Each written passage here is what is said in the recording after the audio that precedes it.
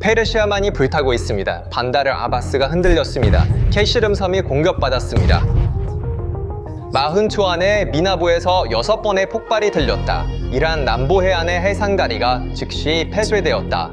5월 7일 밤 USS 메이슨, USS 트럭스턴, USS 라파엘 퍼랄타 세 척의 알레이 버크급 요도 미사일 구축함이 호르무즈 해협을 통해 오만만으로 향하고 있었다. 이는 미국의 프로젝트 프리덤 하의 호위 임무였다.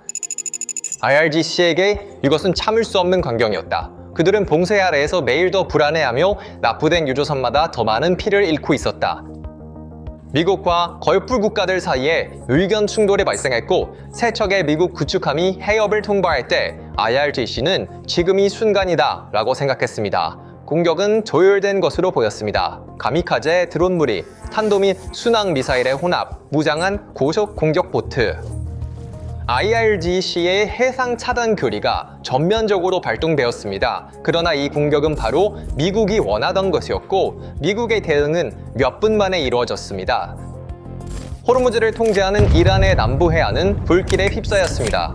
이제 우리는 이 작전의 설계를 살펴볼 필요가 있습니다. 대부분의 사람들은 5월 7일 밤을 충돌로 읽지만 이것은 충돌이 아니었습니다. 이것은 함정이었습니다. 이 구축함들은 방어를 위해 호르무즈에 정박한 것이 아니었습니다. 그들은 공격받기 위해 미끼로 정박해 있었습니다.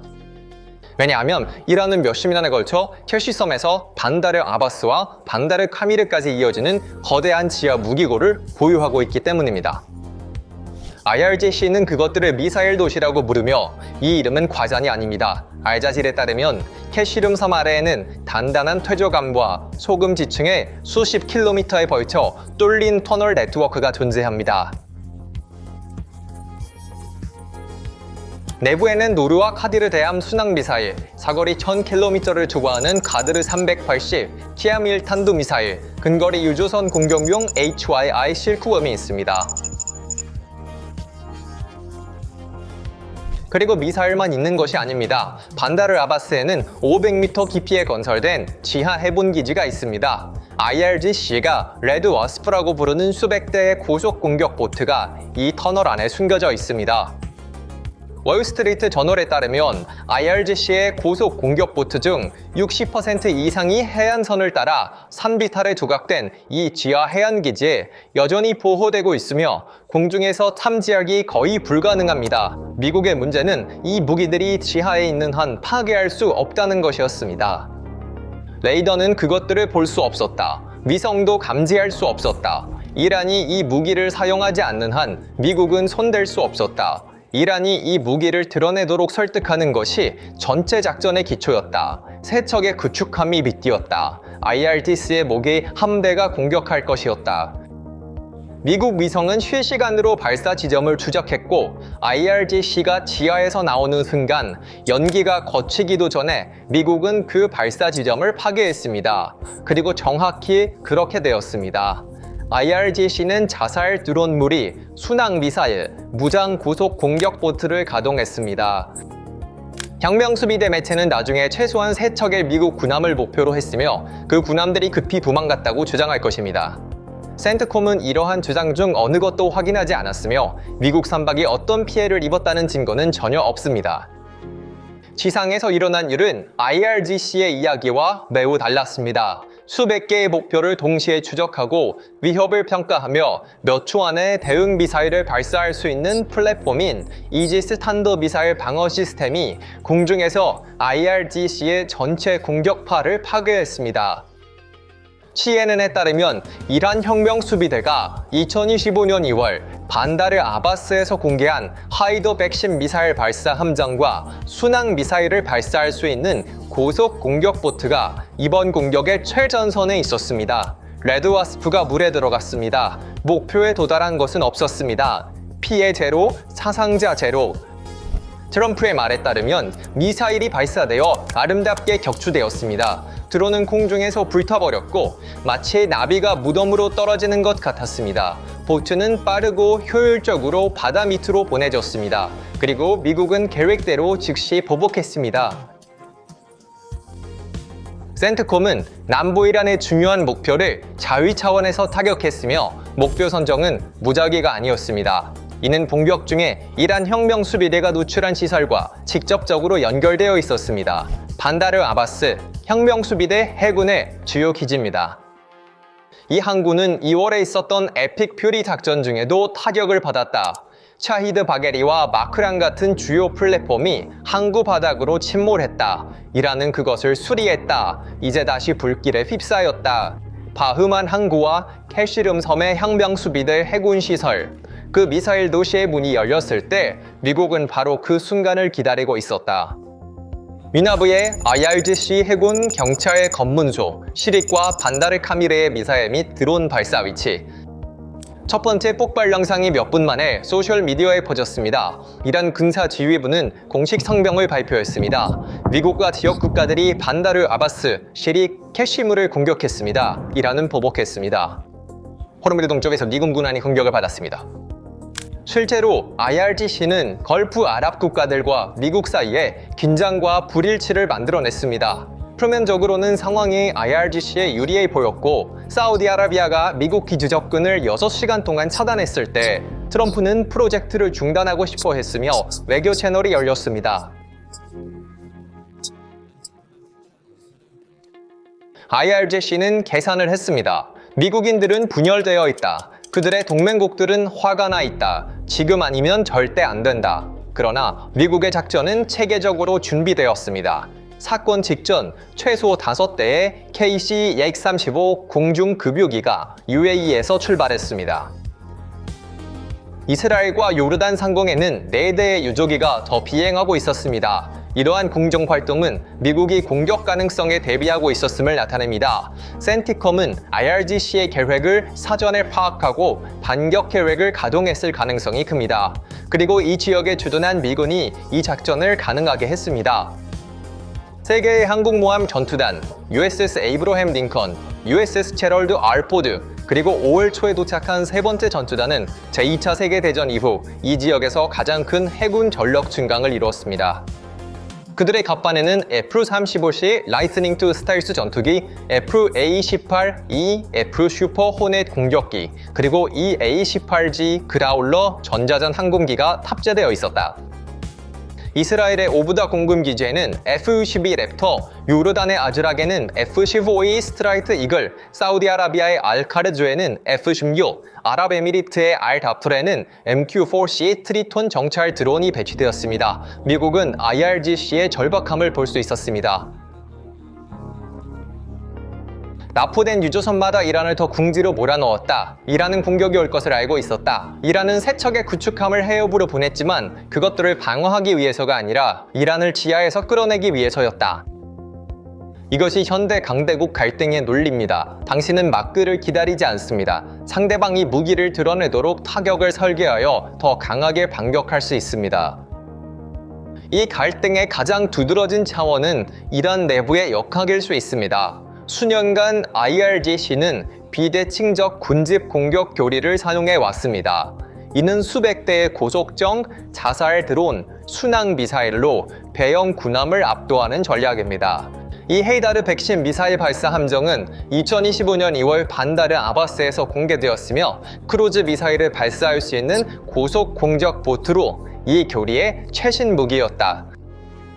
5월 7일은 이 교리를 실제로 반박했을지도 모릅니다. IRGC의 협력 공격, 드론 군집, 미사일, 그리고 고속 공격 보트는 미국 이지스 시스템에 아무런 피해도 입히지 못했습니다. 트럼프의 말에 따르면 이 보트들은 바다 밑으로 보내졌습니다. 미사일이 발사되어 격추되었습니다. 드론은 공중에서 불타버렸고 마치 나비가 무덤으로 떨어지는 것 같았다. 그러나 테헤란의 내부 서사는 완전히 다른 세계에 존재한다. 혁명 광장에 모인 한 무리는 세 척의 미국 구축함을 파괴했다고 진심으로 믿으며 축하했다. 국영방송은 사상자를 숨기고 가짜 승리로 여론을 조작했다. IRGC의 선전기계는 막다른 길에 들어섰을지도 모릅니다.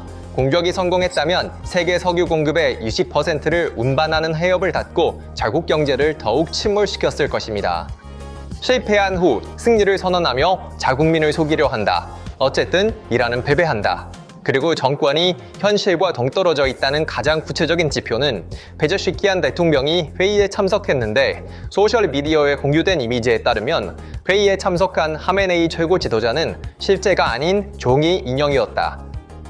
페제시키안은 독립한 지도자의 겸손함과 단순함을 칭찬했습니다. 이 주장에 대한 독립적인 검증은 아직 이루어지지 않았지만 이미지로 인해 발생한 논쟁은 정권의 인식 문제를 심화시킵니다. 반다르 아바스와 캐시무의 상업 항구 시설에 대한 피해는 이란이 스스로 무역 동맥을 끊고 있을 수 있음을 의미할 수 있습니다. 군사적 압박 외에도 미국은 경제적 질식 전략을 다지고 있으며 이 전략은 군사 공격보다 이란을 더욱 위협할 수 있습니다. 트럼프의 이란의 석유가 차단되면 며칠 내에 내부에서 붕괴하기 시작할 것이라는 발언은 과장된 것처럼 보일 수 있지만 그 뒤에는 구체적인 물리적 근거가 있습니다. 이란은 하루에 200만에서 350만 배럴의 석유를 생산합니다. 이 석유는 카리드 섬과 같은 항구와 수출 터미널을 통해 끊임없이 이동해야 합니다. 정부 예산의 상당 부분이 이 흐름에 의존합니다. 수출이 차단되면 시스템이 멈추지 않습니다. 막히기 시작합니다. 저장 탱크는 빠르게 가득 찹니다. 이란은 약 40에서 90만 배럴의 저장 용량을 가지고 있지만 완전 생산 상태에서는 이 공간이 놀랍도록 빠르게 소진됩니다. 저장 탱크가 한계에 도달하면 이란은 가혹한 선택에 직면합니다. 생산을 줄여 하루에 수억 달러의 수익 손실을 감수하거나 어디로도 보낼 수 없는 시스템에 계속해서 석유를 펌핑하는 것입니다. 첫 번째 선택은 수익 손실입니다. 두 번째는 인프라 손상입니다. 생산이 계속되면 파이프라인에 압력이 쌓입니다. 원유의 무거운 성분인 왁스와 아스팔트는 흐름이 느려지면 분리되어 달라붙기 시작합니다. 막힘, 효율 저하, 경우에 따라서는 저수지 자체에 영구적인 손상이 발생합니다. 미국의 전략은 단순히 군사적인 것이 아닙니다. 이는 이란의 석유 수출 능력을 직접 겨냥한 최대 압박입니다. 수익 감소, 국가의 재정 능력 약화, 직접적인 군사적 확대 없이 절정을 강요하는 내부 경제적 압박을 초래합니다. 호르무즈 해협은 전 세계 석유 공급의 약 20%를 운반하며 이제 그 해역에서 선박들이 서로 발포하고 있습니다. 공격 후 유가가 즉시 $100 장벽을 넘었습니다. 수천 척의 선박이 해역 입구에서 정체되었습니다. 보험료가 천문학적 수준으로 치솟았습니다. 일부 회사는 호르무즈 해협 통행을 완전히 중단했습니다. 중국의 반응은 전통적인 입장을 유지하며 이를 위험한 도발이라고 부르면서도 직접적인 군사 개입은 피했다. 이란산 석유의 주요 수입국인 중국은 해협이 열려 있기를 원하지만 구체적인 조치를 취할 수 없다. 러시아의 수사는 더 날카롭습니다. 모스크바는 미국의 패권적 행동을 비난합니다. 하지만 흥미로운 점이 있습니다. 러시아는 해협 위기로 인한 에너지 가격 급등을 자신의 이익으로 활용하고 있습니다. 유가가 배럴당 $100를 초과하면서 러시아의 아시아행 수출은 더욱 가치가 상승하고 있습니다. 모스크바는 이란이 만든 혼란 속에서 경제적 이익을 얻고 있으며 이란의 외교적 지원을 제공하고 있을지도 모릅니다.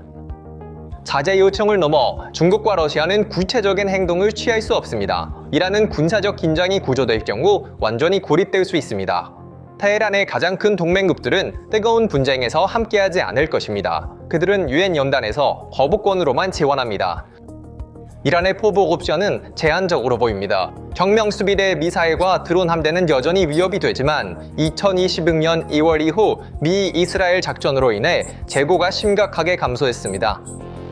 더 가능성이 높은 시나리오는 대리군, 헤즈볼라, 후티, 이라크의 시아파, 민병대입니다. 그러나 이 대리 네트워크의 역량도 줄어들고 있습니다. 헤즈볼라는 큰 손실을 입었습니다. 후티는 지쳐 있습니다. 이란 지도부의 선호는 아마도 전략적 인내일 것입니다. 갑작스러운 공격보다는 장기적인 긴장을 조성하는 전략입니다. 그러나 호르무즈에서 발생하는 새로운 사건마다 그 인내의 한계를 조금씩 더 밀어붙입니다. 이란은 군사적으로 약화되었지만 여전히 세계 경제의 도화선을 쥐고 있다고 주장합니다.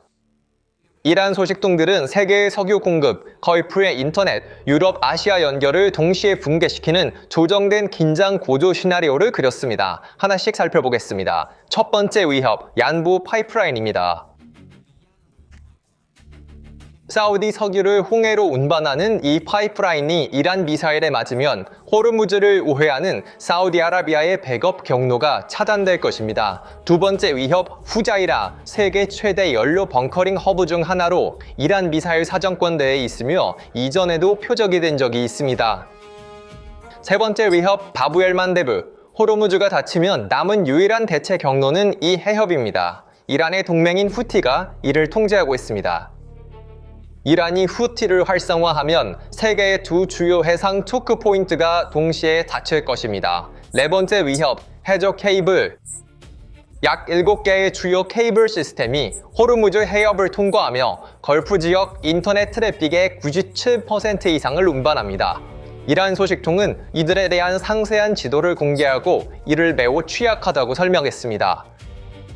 이란의 무인 항공기는 이전에 바레인과 아랍에미리트의 데이터 센터를 공격한 적이 있습니다.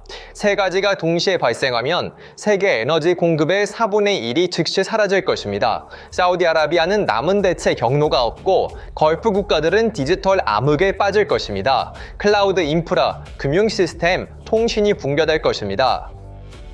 하지만 이제 진짜 질문을 해봅시다. 이란이 이것을 할 수 있을까요? 짧은 대답은 매우 어렵습니다. 미 해군은 현재 걸프에 3개의 항모 전단을 배치하고 있습니다. 소중팀은 케이블과 인프라 보호 능력을 갖추고 활동 중입니다. 후티는 바브엘 만데브를 위협할 수 있지만 미국은 이미 그 해협을 우회하여 이 위험을 관리하고 있습니다. 얀보 파이프라인과 푸자이라, 이들은 이란의 미사일 사정권 안에 있습니다. 그러나 그러한 공격은 이란이 공식적으로 휴전을 깨고 사우디아라비아와 아랍에미리트에 직접 전쟁을 선포했음을 보여줄 것입니다. 이것은 이란에 대항하는 연합을 완전히 결속시킬 것이며 이란은 그것을 견딜 위치에 있지 않습니다. 이란의 카드가 진정한 지렛대인가? 이론적으로는 그렇지만 각 카드를 사용하는 비용이 그 카드 자체보다 더 무겁습니다. 그리고 미국은 이란이 이러한 카드를 사용하지 못하도록 억제하기 위해 정확히 준비하고 있습니다. 진짜 질문은 이것입니다. 공포에 빠진 정권이 비용을 계산할 만큼 냉정한가? 미국은 함정을 놓았다. 이란 혁명 수비대가 걸려들었다. 세 척의 미국 구축함이 호르무즈 해협에 진입했다. 이란의 모기 함대가 공격했다. 그들은 지하 미사일 도시의 문을 열었고 미국은 그 순간을 준비하고 있었다. 이란 혁명 수비대가 수십 년간 숨겨온 무기는 드러나는 순간 파괴되었다. 혁명 수비대가 수십 년에 걸쳐 구축한 해상 거부교리, 대형 선박을 무리 공격으로 압도하는 전략은 단 하룻밤 만에 심각하게 의문시되었습니다. 그들의 항구 도시가 공격받고 무역 동맥이 차단되었으며 그들의 동맹국들은 자제를 촉구하는 것 외에는 아무것도 얻지 못했습니다.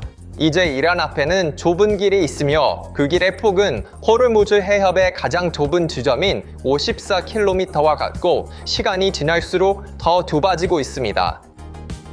그래서 이것에 대해 어떻게 생각하시나요? 댓글로 의견을 공유해주세요. 채널을 구독하고 알림을 켜서 PPR 글로벌의 최신 분석을 받아보세요. 저희를 선택해주셔서 감사합니다.